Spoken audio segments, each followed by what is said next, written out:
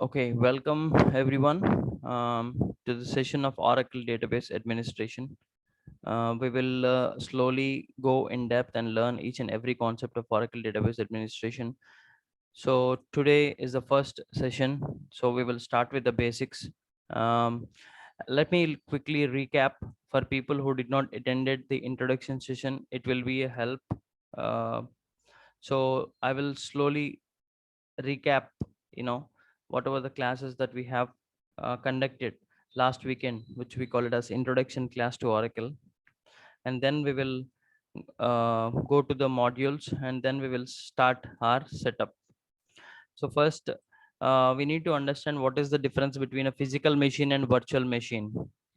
As we are going to learn this Oracle database administration, we need to understand the difference between a physical machine and a virtual machine. So I'll take 5 minutes and quickly explain what is the difference between a physical machine and a virtual machine. So first of all, why we have to use a database. Database is now being used by everyone. Database is now being used by everyone in the organization. Every organization is using database to store the data. So for example, let's take ICICI Bank user. Okay, so who is the customer to the ICICI Bank? How the data will be displayed to a user? It's as simple as such. There will be application server and there will be a database server. Okay, there will be application server and there will be a database server. So all users are routing their connections from application server to a database server where the data is there, okay. The data is in the database server, right? So this data will be picked up and be displayed to the user, and it will be displayed to the user. So this is how databases are getting connected. Users are getting connected to a database. This is how users are getting connected to the database, checking the data and getting the information displayed on the screen. And we are going to cover all the concepts and in depth. We are going to see in depth how these connections are working and what is the data and everything. So we will work on this particular area. We call it as database management. We will manage this server, this database and everything. So we are going to cover this area.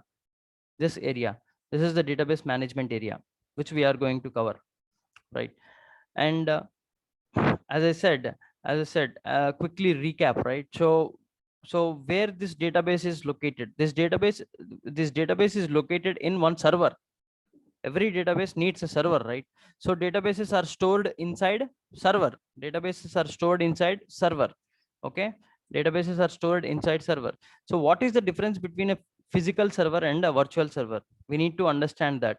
So for example, this is a database server, right? So this database server is going down. Database server is going down. So when this database server is going down, what we have to do? For maintenance or some other reason, database server is going down. How to bring the server back online? So there are two things to understand. First, virtual machine. If this database server is in virtual machine, we can log into the virtual machine and just power on the database server. Then the server will be powered on. Okay. So now I'll show you the VMware, how it looks like. This is a VMware. And let's say this is a Mumbai data center server. Okay, Mumbai data center server. Okay, just it is powered off, right? We just click on power on. So immediately the server will be coming back. Online. So I'm able to do it remotely. This is how the VMware servers inside the VMware works. We can actually do a right click and power on and power off at any point of time we need it. Okay, so this is the beauty of VMware. But what do we understand about the physical server? This is a virtual server, right? This is a virtual server in which there can be a lot of servers.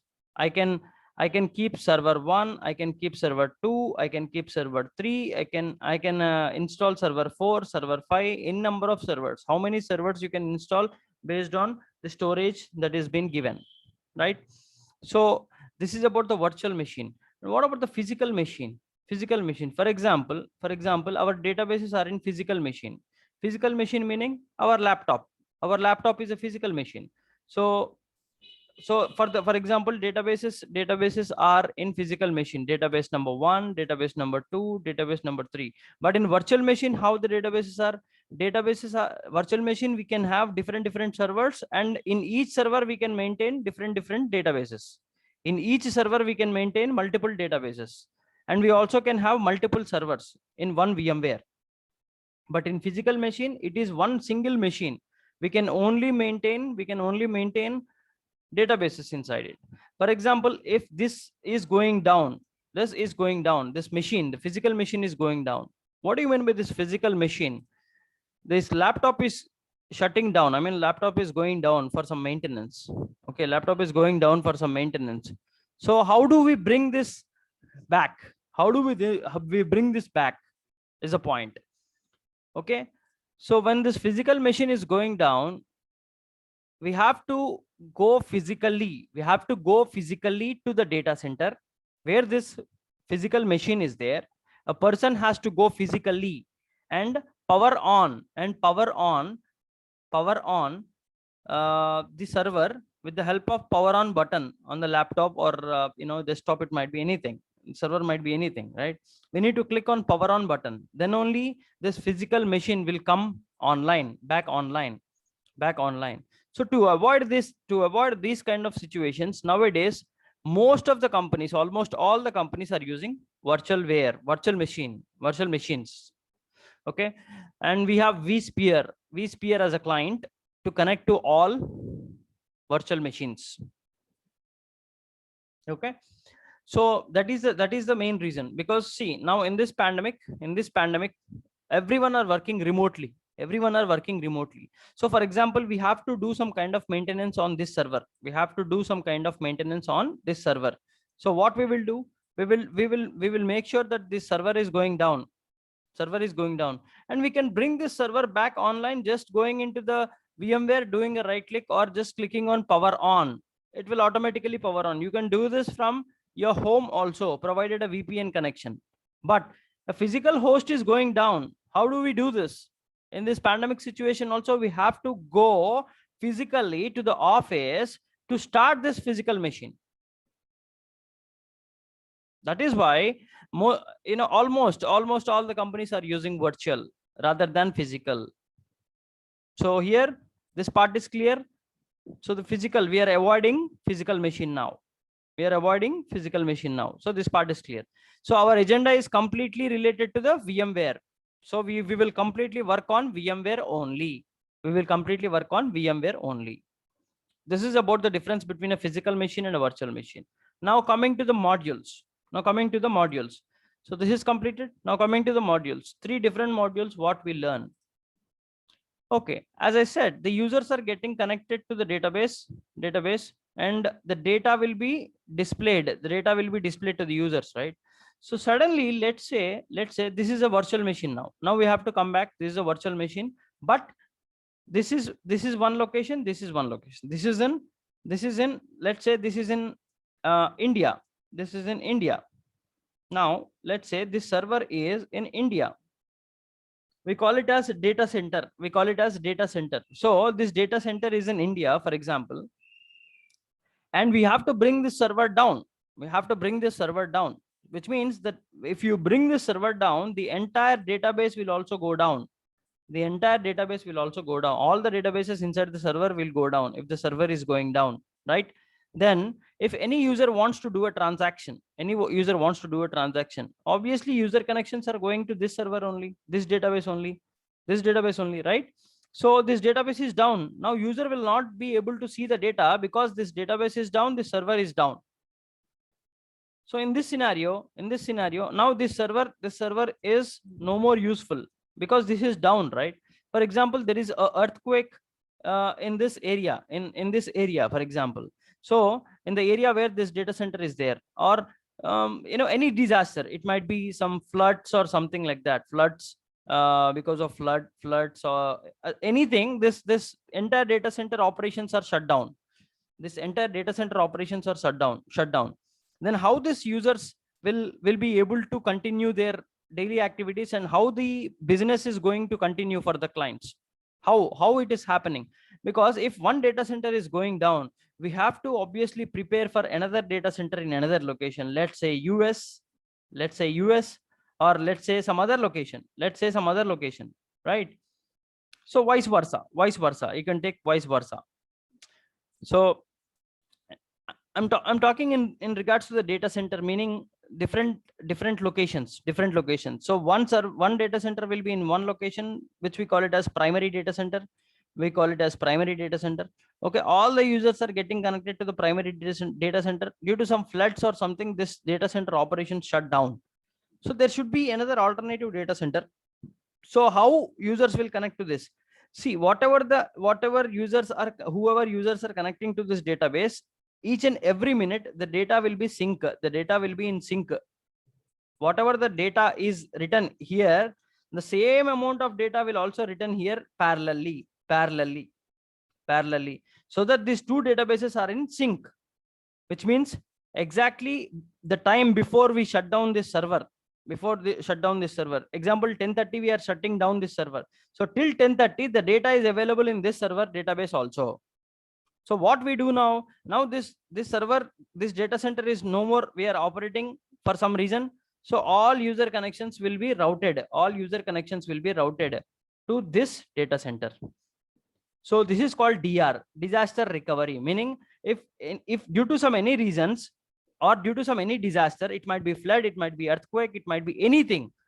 Due to any disaster, this data center is being shut down. So we have to connect all the user connections to alternate data center, that is DR, disaster recovery data center. We have to set up this data center in a different location, not in the same location that we have a primary. No, this is a DR, which we have to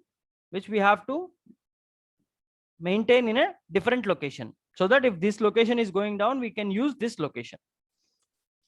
Now, what is the third module? The third module is all about load and high availability, right? So now there is nothing disaster happened, but just due to some maintenance reason, we have to bring this database server down. What do you mean by maintenance? I'll give you an example. We have everyone have Android phones. So Android phones, we have, right? So we will get some updates. We will get some updates. What are the updates? Like so and so updates has to be installed on your phone, so that this phone needs to be rebooted or restarted. So in the same way, this is one server, right? So the server also needs some updates. Or the server needs to be applied patching, or the server needs a reboot for maintenance. So when this server is restarting, what happens, I'll tell you. So for example, ICICI Bank user, there are some 100 users. Are getting connected to this database server. Okay, the load is very high. For example, for 100 servers, the load is very high. So what we do in the same location, in the same location, I mean to say, in the same location, what we do in the same location is, we will create another server. Okay, we'll create another server, right? We'll create another server. Okay, another server. This is server 1, this is server 2, this is server 1 and server 2. And we will have another server. This is storage server. We call it as storage server. Okay, we call it as what? We call it as storage server. Right? This is storage server. This is server 1. This is server 1. Okay, And what else? There is another server, server 2. Server 2. So now database will not be sitting in this server, nor database will not be sitting in this server. So what happens is we will store the database in storage. All the databases are stored in storage. All the databases are stored in storage, and we will give what? We will give common access. We will give common access to this server with the database. Database can be accessed by this server, and also database can be accessed by this server. So we have given common access to both the servers. So the data is accessible by both the servers. The data is accessible by both the servers, right? So the data can be accessed from this server. Data can also be accessed from this server. Now, how user will get the data? Generally, there are some 100 users connecting to database, right? Connecting to database to check the data, right? So 50 user connections will be going to this server. 50 user connections will be going to this server. Now, suddenly we have to bring this database server down. We have to bring this database server down. This database server has to be down. So we have another server. We have another server which is up. We have another server which is up. So all 100 user connections can be routed to this server for some time till this will be back online, till this server is back online. For this, what we do, we create clustering. We create clustering in between these two servers. We create a clustering in between these two servers. We create clustering in between these two servers. Okay. So what is the purpose of this? If one server is down, we have another server to accept all the incoming connections. We don't need to go for DR here. We don't need to go for DR. We have another server available here. If this is also down, then we'll go with the DR. This is also primary server only. This is also primary server only. This is also primary server only. If both the servers are down, then we will go with the DR. We will go with the DR. But one server is down, so we have another server ready to accept all the incoming 100 connections, all the 100 connections, and it will read the data. It will read the data, and it will be displayed to the user. It will be displayed to the user. So we have one more. So this is called high availability concept. This is called high availability, which means always making sure that the database server is available. This is called high availability. High availability. This is called high availability, right? So here, how many servers? We have server 1, server 2, 2 database servers, 1 storage server, 1 DR server. Totally 4 servers. So first, module number 1. So we'll go with module number 1. What is module number 1? What do we deal with? Module number 1 is core database administration. Core DBA means we will work on single server. So on which server we will work? We will work on single server. Single server. This is server 1, database server, in which the databases are also stored. This is about core database administration. Core database administration covers everything, all basics and foundation to learn to go to the next step.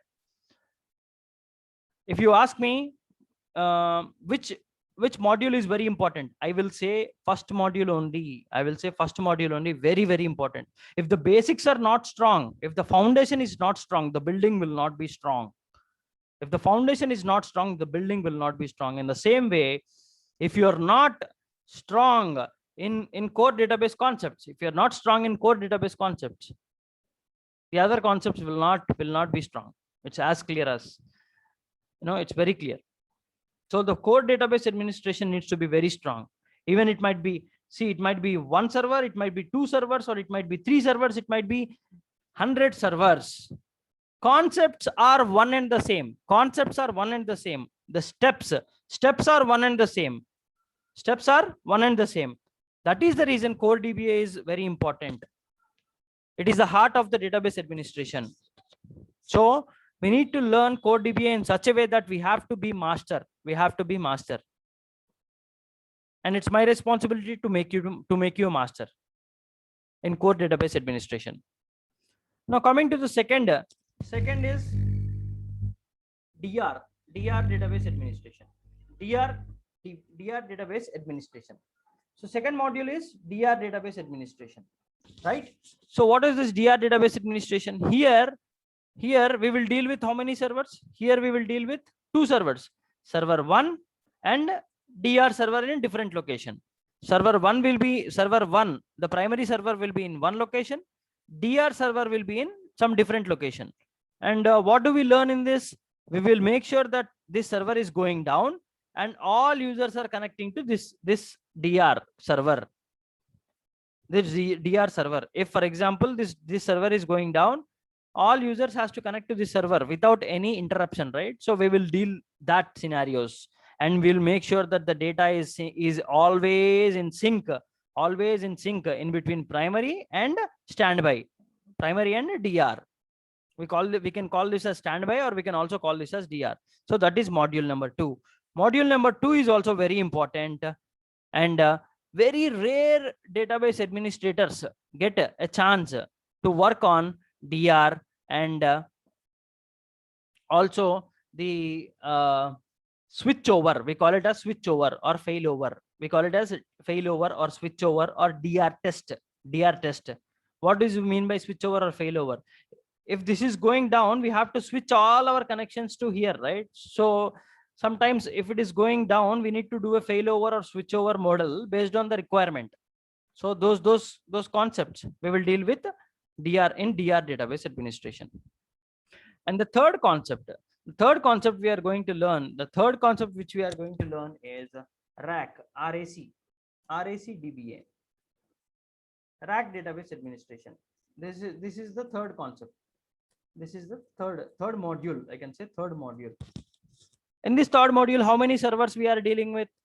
How many servers we will deal with? We will deal with server 1, we'll deal with server 2, we'll deal with storage, where the database will be in common storage. Now now in core database administration, the database is in local server. Database is in local server. In server 1 only the databases are stored.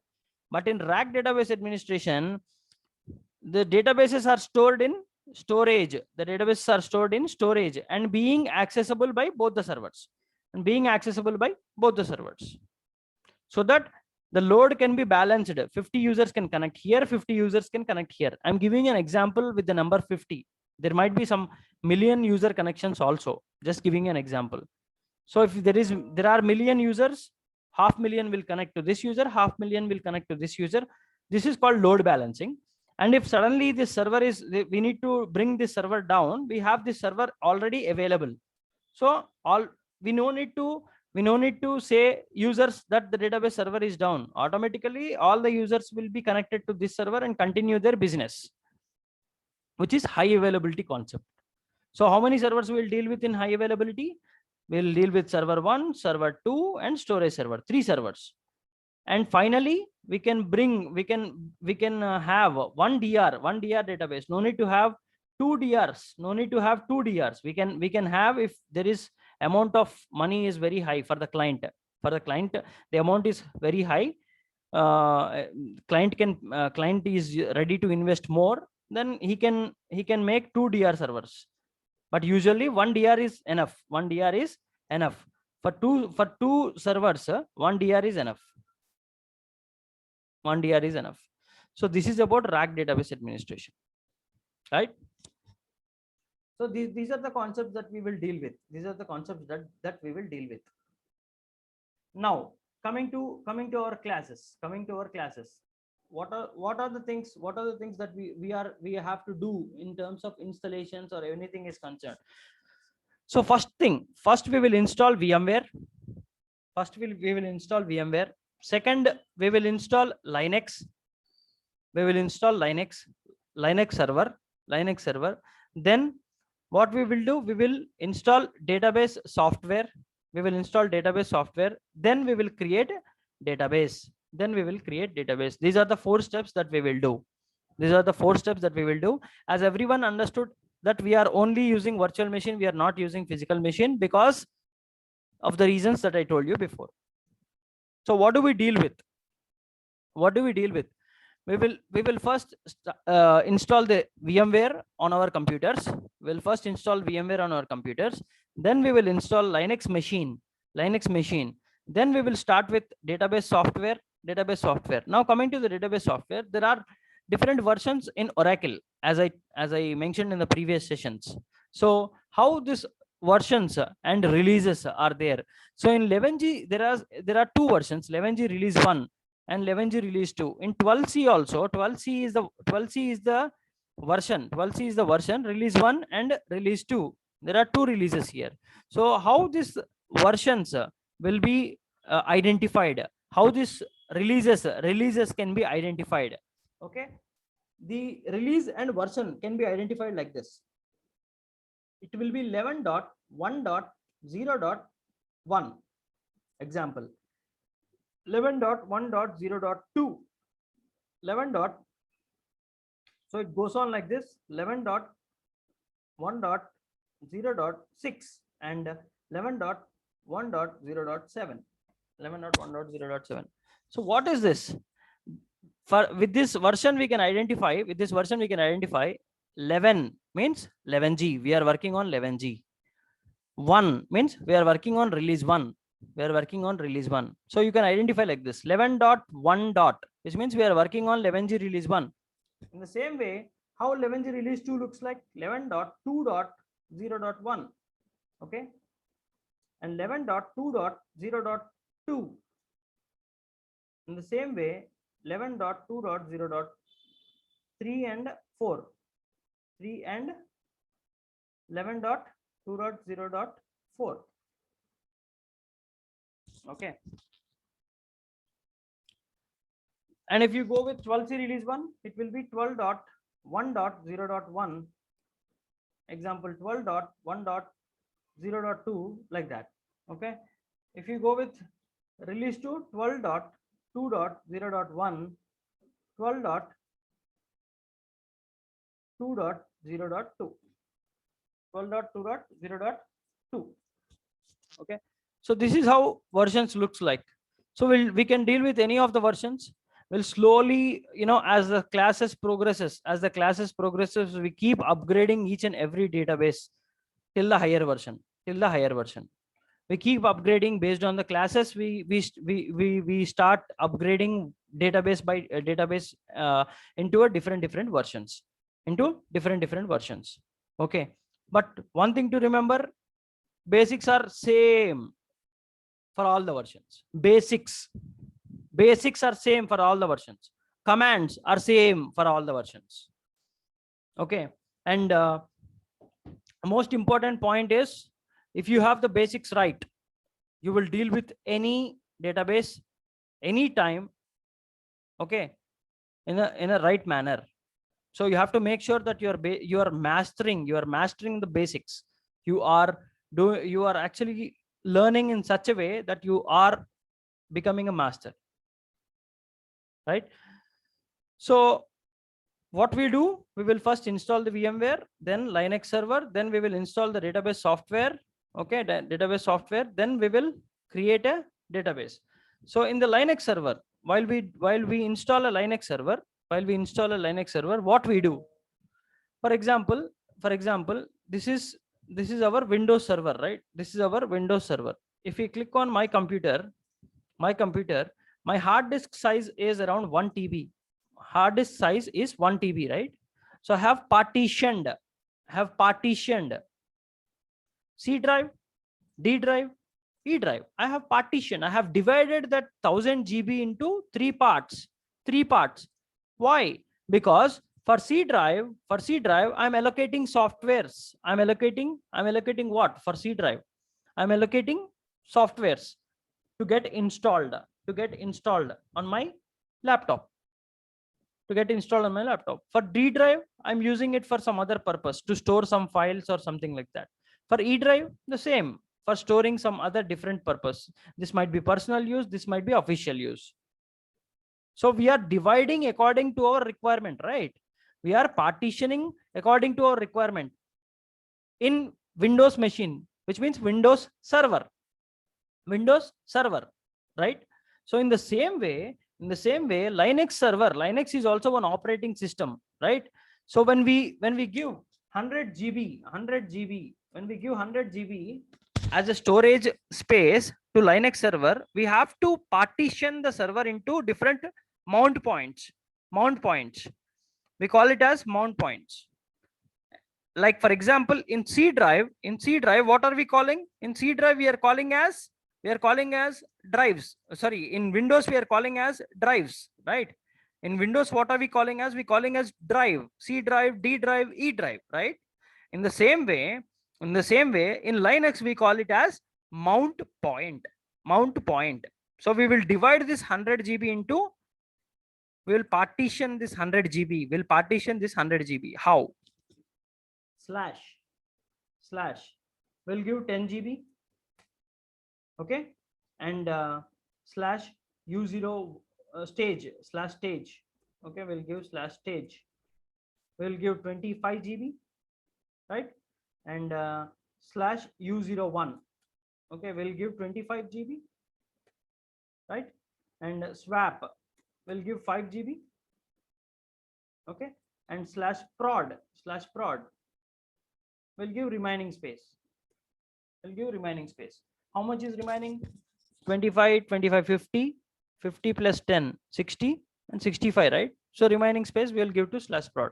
So these are the mount points. Just like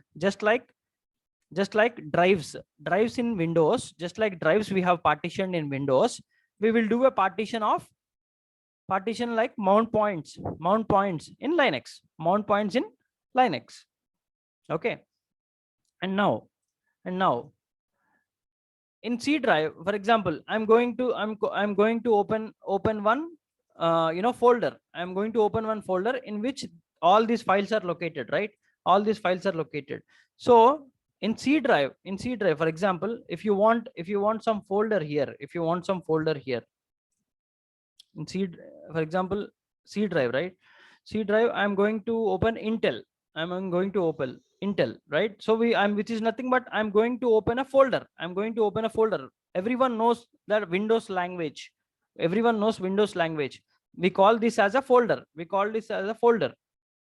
I'm going inside the C drive and opening a folder. In the same way, when I go into any mount point, and we see inside the mount points, what do we call them? We call them as directories. Just like folders in Windows, in Linux we call it as directories, right?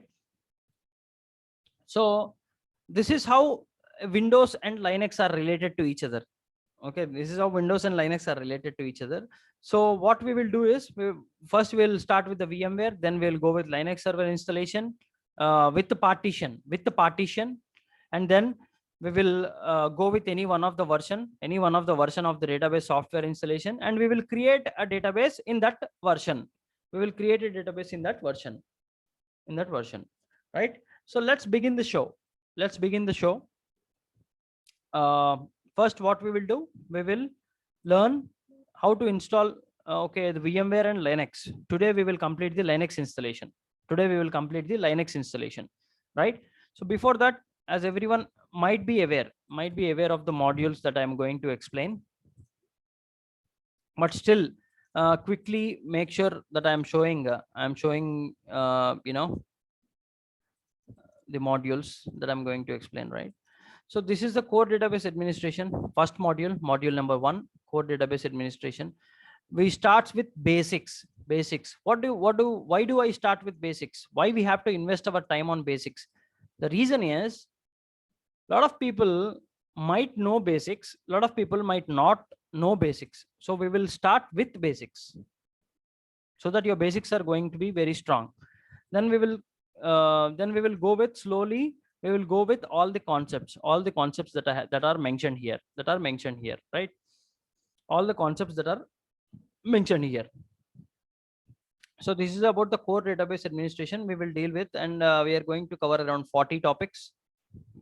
Everything is in real time. What do you mean by real time? Real time means, like, whatever the industry methodology that we are following,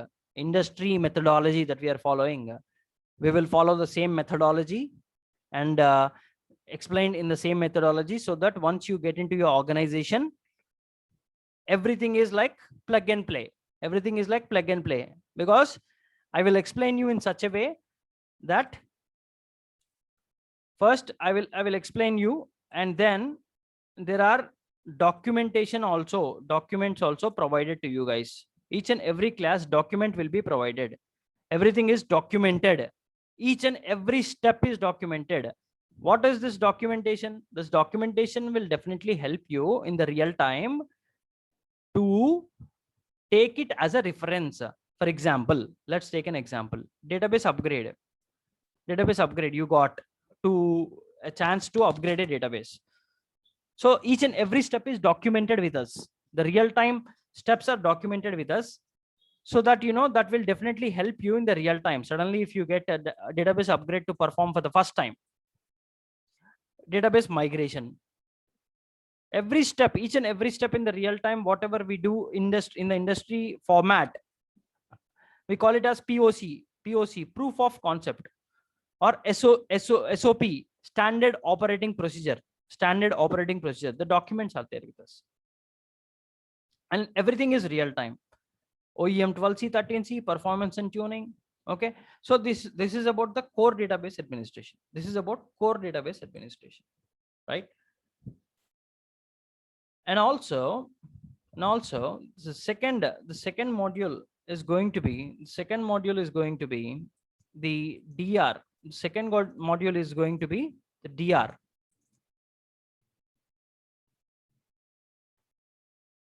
Disaster recovery. Okay, this is about the DR. So what do we learn in DR? Creating a standby database, configuring a manual log shipping, okay, or redo log shipping, automatic log shipping, automatic deletion of archives. Okay, what are the protection modes are there? How to do a switchover in real time? All real time steps will be there. If we have to perform a switchover, what do you mean by switchover? You guys know, right? Switchover, if this is going down, we have to bring this up, right? So we will do a switchover and see how it is performing. Okay, and if we have to do a failover means permanently this is going down, permanently, not temporarily, permanently this is going down. We will fail over all the connections. Okay, and to do this, there is something called DR drill. What do you mean by DR drill? DR drill is like a DR test. For example, if this is going down, for example, it is not down now, it is up and running only. For example, if this is down, how can we route the connections? Within how much time this user connections can be connected to this DR server is nothing but a DR test. How we will do DR test in the real time? All that document will be provided, including the practical, not only the documentation part. It's not a showing on the documentation. It's all about practically. You will be experienced and you will learn practically. You will work practically. You will practice practically also. Okay. So this part I'll take care of it. All right. So this is what we will learn in the DR database administration. Next comes the RAC database administration. We will install the RAC setup, and we will do, we'll do all these activities. These are all the basic activities again, which are being covered in the core DBA.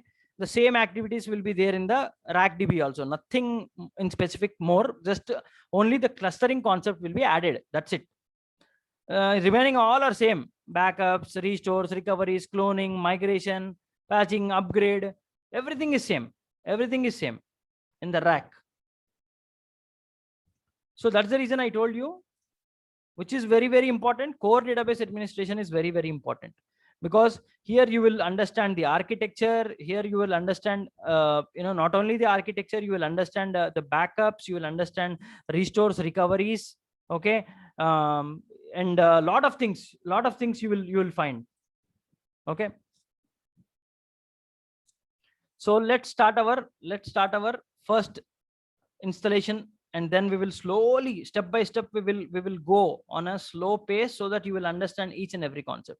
So let's start the VMware and Linux today.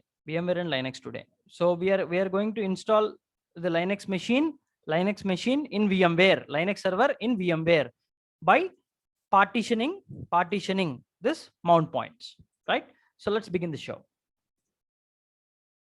So already the VMware is installed. Already VMware is installed in my laptop. So there is nothing that you need to worry about VMware installation so much. It is very simple. So you don't need to worry about the VMware installation so much. It is very, very simple. Okay. So when you have the VMware software with you guys, just do a right click, run as administrator. Okay. Just do a right click. Okay. Wait. Do a right click. Okay, run as administrator if you are admins to your laptop. So obviously if you if we are owning the laptop, we'll be the administrators, right? So just by doing a right click, it will take you to the VMware setup. Okay, VMware setup. Already it is telling it's already running. So it's already running. So we don't want to do anything. But when you open the screen, what you will see is, for the first time installation, you will have a button called next. So you have to click typically recommended. There is only one thing that you have to check is typically recommended. Okay, you just there are two options. There will be two options. Out of those two options, you have to select typically recommended, right? And that will take you to complete the VMware installation. And I will provide you the serial keys also. I'll provide you the serial keys. At the end, it will ask you the serial keys, because licensed versions needs a serial keys. So we can provide the serial keys, and you can proceed with your installation. So let's assume for the time being, let's assume that the VMware installation is completed. Let's proceed with the Linux installation. How do we install a Linux operating system? Just by clicking on file, new virtual machine, typical recommended, click next. And here what we are doing, for example, if you want to install Windows operating system, what do we need? We need a Windows CD, right? In earlier days, we used to have a Windows CD to install a Windows operating system, but nowadays we don't need any Windows CD or something like that. What we are doing is, we are converting that operating system into image format. Okay, image format, ISO image format, so that the operating system can be like this in image format. This is a disk image.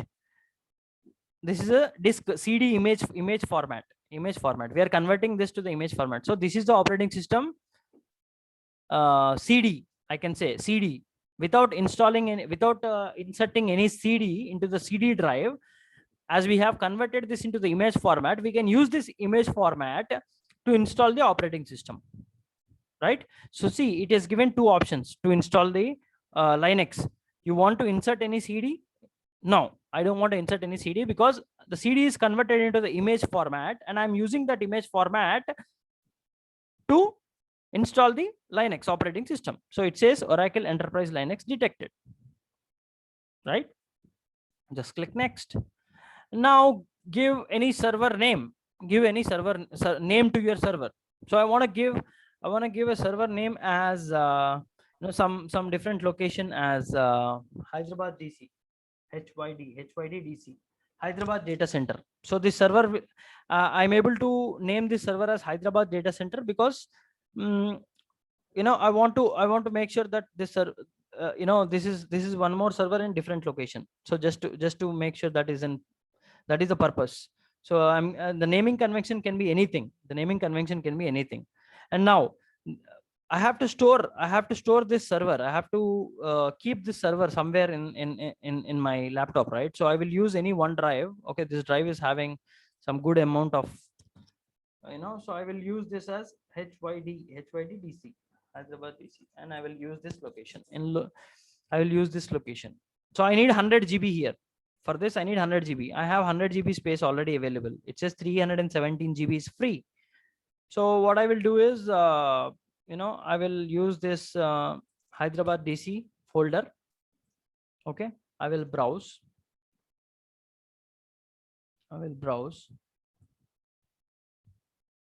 My computer, E drive, Hyderabad DC, right? So I'm storing this server in this particular location. Just click next. So how much is the size we need? We need 100 GB. I told you 100 GB, 100 GB, and store to single file. Store to single file, right? Click next. And customer. Sorry to interrupt. Yeah. Where we can get, where we can download the ISO file? No, don't worry. I will give you. Linux? I will give you. No. Where we can download from the internet? You can download from the internet. You just click. You just need to search accordingly. You will get the ISO image files in the website. If you want the link, I can provide you after the class. That's okay. But as of now, I'll provide for everyone. Don't worry. Okay. So yeah. So what we do is next allocate some memory. Allocate some memory to the server. Allocate some memory to the server. Okay.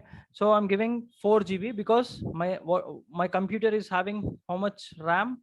My computer is having around 8 GB RAM. 8 GB RAM, right? So 8 GB RAM. So I can give 4 GB out of 8 GB. If any one of your computer is having only 4 GB RAM, please give 2 GB for this server. Please give 2 GB or 1 GB also is enough. The reason that we are giving 2 GB, 4 GB is to complete the installation fast. To complete the Linux installation fast, right? So close it and just click on this option has to be checked. Power on the virtual machine after the creation. Just click finish. Just click finish. Okay. So we have to take our mouse cursor inside and hit enter.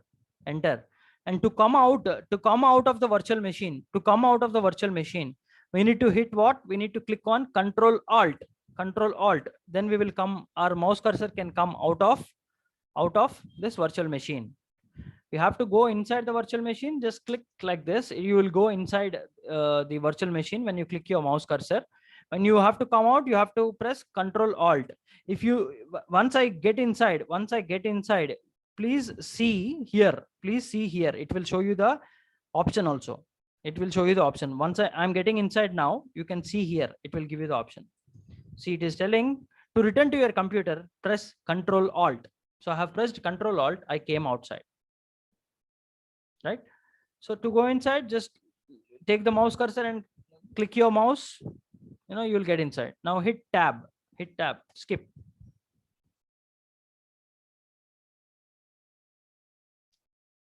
So we'll be installing Linux with the mount points.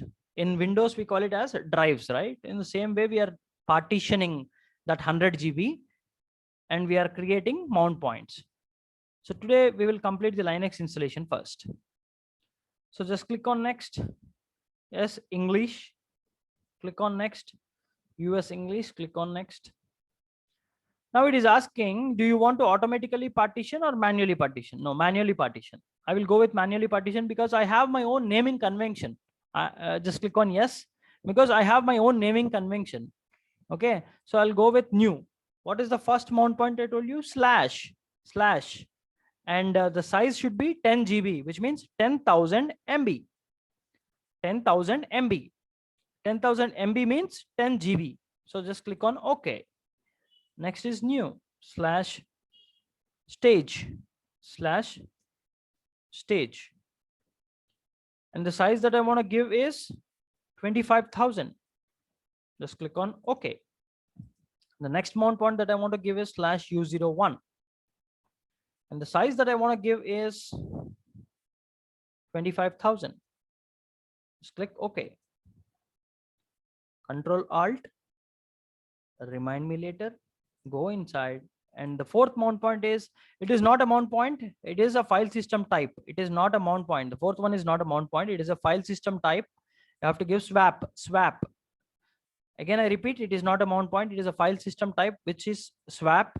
You have to give 5,000. And next, the last mount point is /prod. You have to give Fix up to maximum. Fix up to maximum. How much is the remaining space available? 37 GB is available, right? Free space, 37 GB is available. So fix up to the maximum allowable size. Just click OK. Click OK. Next, click next. Click next. Now, for every server, there will be IP address. There will be IP address. How do we identify a server? We identify a server with the help of IP address. So please assign an IP address. Just uncheck this. Uncheck the first option and please assign an IP address for this server. The IP address is 192.168.1.102. Why I am giving 192.168.1.102? Is this the IP address that is mandatory that we have to give? No. You can give 103, 104, 105, 200, 300, whatever you want to give, you can give it. But I'm going with the convention, the naming convention. For example, in my VMware, this is the first server. The first server I have given 101, 192.168.1.101. As this is my second server, I'm going with 102. In the same way, that is your wish. You can go if you want to give 101, 102, that's your wish.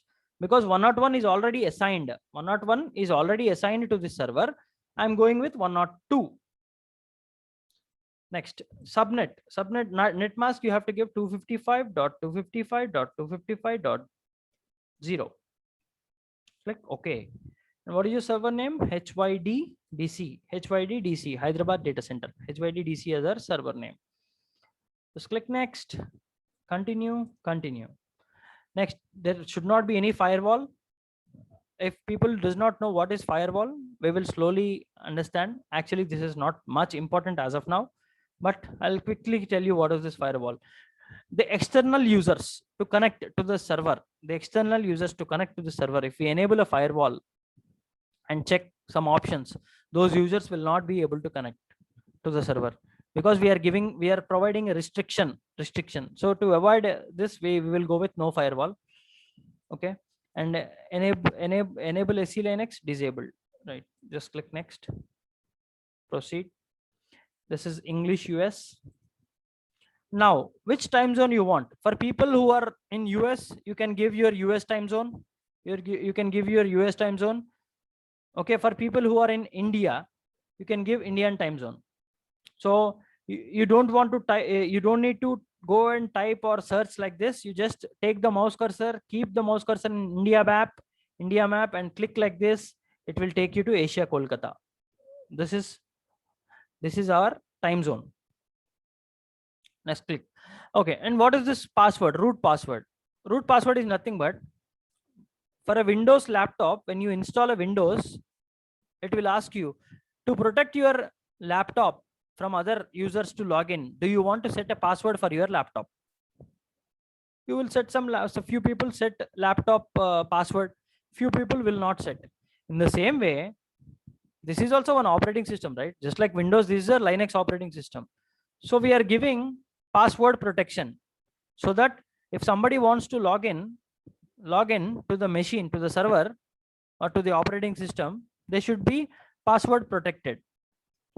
And that too with a root password. What is this root? That I will tell you. So I'm giving password as welcome. Welcome. WELCOME. Welcome. Okay. Here, few people, what they do mistake is the caps lock will be on. Caps lock will be on, and they will type welcome, and they will complete the Linux installation. And at the time of logging to the computer or logging to the Linux machine, without caps lock, they keep trying welcome in lowercase.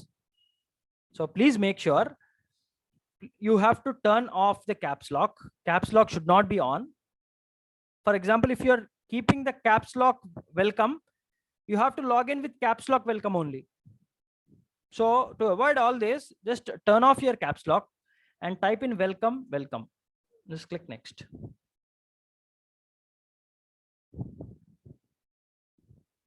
Now customize. Just click next. Scroll down and select all the packages. No need to customize and no need to select everything. Okay, just click next. Just click next. That's it. Format started. So it is formatting now. It is formatting. The 100 GB is being formatted to different mount points. Now we can see that clearly on the screen. The 100 GB which we have given is being formatted, and it will take around 20 to 25 minutes to complete this Linux installation. In the meantime, we have to deal with few things. What is that? Okay, we have given slash 10 GB, slash stage 25 GB, slash u01 25 GB, swap 5 GB, prod remaining space. What are these mount points? Why we have partitioned these many mount points? What is the purpose of each and every mount point? What is the purpose of each and every mount point? Now we will look into that. The purpose of first mount point slash. This mount point belongs to root user. This mount point belongs to root user, meaning Linux administrator, not database administrator, Okay. And remaining except swap. Okay, I'll take the swap and keep here. Right? Remaining are remaining mount points. Remaining belongs to database administrator, DBA. Remaining belongs to DBA, which means Oracle admin, right? So first mount point will deal with first mount point. We have given 10 GB. This belongs to root user. Root user means Linux administrator. Who will own this mount point? This mount point is being owned by Linux administrator. Next, this mount point is being owned by whom? Oracle administrator. And who has to give permissions? Linux administrator. After Linux operating system is installed, Linux operating system is now getting installed, right? Who will install this Linux operating system? Linux operating system has to be installed by Linux administrator only. This is not a DBA job. DBA job is to take care of database creations and database maintenance. But Linux administrator has to create this Linux operating system. But here we are only doing that. Okay, this is in real time. This is not a DBA job. DBA job is not to install Linux operating system. But here we are doing it because we have to work on databases, right? So this mount point, there is one mount point which belongs to Linux administrator. We call it as root user. For this user only, we have given the password as welcome. This password as welcome. And remaining mount points we have created for Oracle purpose. What is the purpose of each and every mount point? I'll explain you. But before that, once the Linux operating system installation is completed, this user, Linux user, has to change the permissions of /stage, /u01, /prod. These three mount points, Linux administrator has to change the permissions to Oracle. Then only Oracle DBA can use. These three mount points. Okay. So what is the purpose of /stage? Very important, to store the softwares. Why we have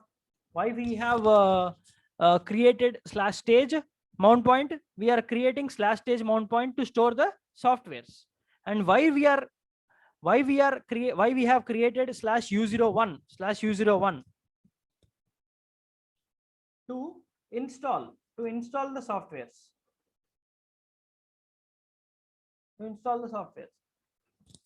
Why we have created /prod? To store or create databases. Databases, create databases. To store or to create databases or to maintain the databases, we have created /prod. Now I'll explain you one by one. /stage to store the softwares. Which softwares? Which softwares we have to store? Oracle softwares. Oracle softwares. What is this Oracle software? Oracle software is of any version. Any version. It might be any version. We will go with any one of the version, and we will store that software in this location. Like this is called mount point, right? Like in Windows, we call it as drive, right? So let's see. Now I want to install VLC player or VNC player, anything in my Windows. In my Windows, I want to install some VLC or VNC player, whatever, Windows player or whatever. For any player to install, I need a software, right? I need a software. I will download the software. I will download the software from Google.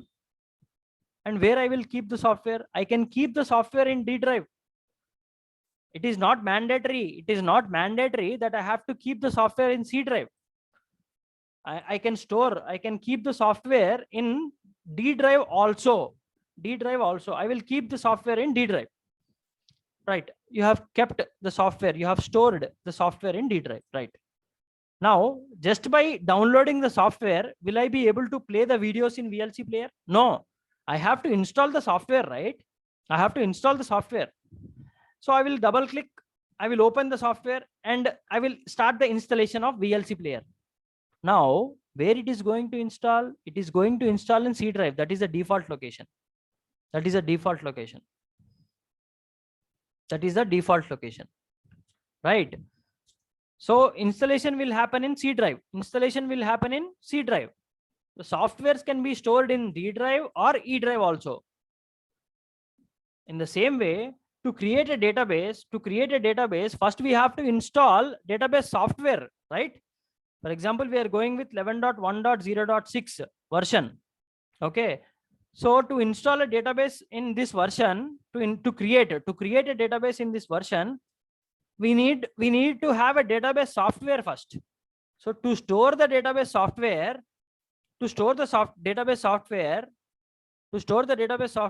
I have created one mount point. Just like drive in Windows, I have created a mount point in Linux with the space 25 GB just to store the database softwares, Oracle softwares. Now, if I double click the software and start the installation, where it will install, the installation will happen in U01. That is by default. In every organization, I'm talking real time. In every organization, our Oracle software will be installed in U01. We can also change to different mount point also, but as per Oracle standards, maximum people follow the Oracle software installation in U01. So to store the softwares, we are using /stage. To install the softwares, we are using U01. To install our Oracle home, we are using U01. And /prod. After the installation is completed, after the Oracle home installation is completed, we will start creating databases in /prod. So this is the purpose of this mount points. To Oracle database administrator, to use these mount points, Linux administrator has to provide Oracle permissions. And who has to provide that? Linux administrator has to provide Oracle permissions. So let's take an example. In the real time, we got an opportunity to install the software and create a database, fresh database. So Linux admin has to first create or install Linux operating system, which we are doing now, right? So this Linux operating system is being installed by Linux administrator. We have to request Linux administrator as Oracle DBA. We have to tell Linux administrator beforehand that what mount points we need. We need /stage, we need /u01, we need /prod. These are the 3 mount points that Oracle DBA need. So when partitioning the Linux Linux administrator will do this partition and he will provide this partition to Oracle DBA. And after partitioning, after the installation is completed, the permissions will be also changed to Oracle and given to DBA. Then DBA will start Oracle software installation. Oracle software, first Oracle software will be stored, then Oracle software will be installed, then we will create the database. So what are we doing now? First, VMware. Okay, let's mark it as completed. Okay, VMware is already there, completed. Now Linux installation. We are doing Linux installation, right? So Linux installation. We'll mark this as completed once we complete this. And then we will get into the details. We will use these 3 mount points and start the Oracle software installation, database software installation. Okay. So step number 1, VMware installation. This is step number 1. Step number 1, VMware installation. Step number 2, Linux has to be installed inside the VMware. Step number 3. Okay, step number 3, database software has to be installed. Step number 4, database creation. These are the steps we have to complete. So we are in step number 2 right now, Linux installation.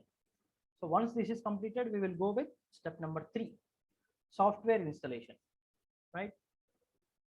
So let's wait for this to complete. It is telling that 15 minutes is remaining time. So let's wait for this to complete it. Once this Linux installation is completed, in the next class, we will deal with Oracle software installation. And all the softwares are available with us.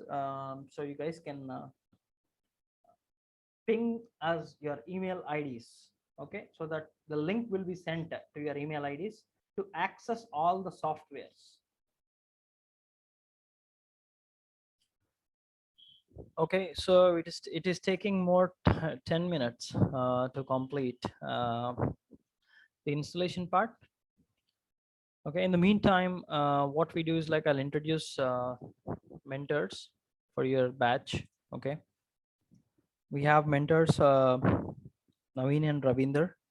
Okay, so they will get in touch with you guys. I will ask them to get in touch, and we will send you the link for the softwares. Okay, and at the time of installation and at the time of any activity that you want to practice, our mentors are available, around the clock. So you can ping them, they'll get in touch with you and they'll help you to, when you are practicing or stuck somewhere, okay, on the spot, if the issue is getting fixed, the practice can be taken forward, right? So for that reason, we have mentors assigned to your batch. Okay, so the mentors will be will introduce that mentors. They'll come and talk to you. I mean, they'll talk to you over the call. Okay, so just if in case you need any help, please get in touch with them. Okay, we'll also provide our email address. In case of anything, you can directly write an email to us so that will be taken care.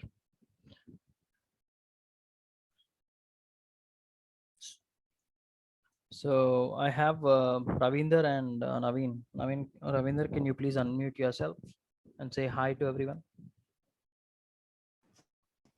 Yeah, hi. Yeah, hi, this is Ravinder. Yeah, hi Ravinder. Is Naveen is available? Yes, sir. Yeah, hi guys. So we have both the mentors assigned to your batch. So in case of anything or any help in regards to the technical way at the time of practicing or something, you can actually get in touch with them, or else you can directly ping us. Okay, ping us. We will also directly help you. So I think like it is taking more time. So what we do is like let this finish. So we'll wrap up the class for today. Okay, we'll wrap up the class for today. So once the installation is completed, what we have to do once the installation is completed. So we have to start on step number 3, which is database software. We have to copy the database software to the Linux server. Okay, and then we need to create a database. That's where our practice and database sessions starts. So we will do this both the steps tomorrow. Okay, and we will wrap up the class for today, as the Linux installation is still taking time. So we'll continue our session tomorrow. Thank you everyone for joining the first session. In case of any doubts, as I said, like, you can reach out to us anytime. Once the session is done, we'll help you whatever the queries that you have. Thank you.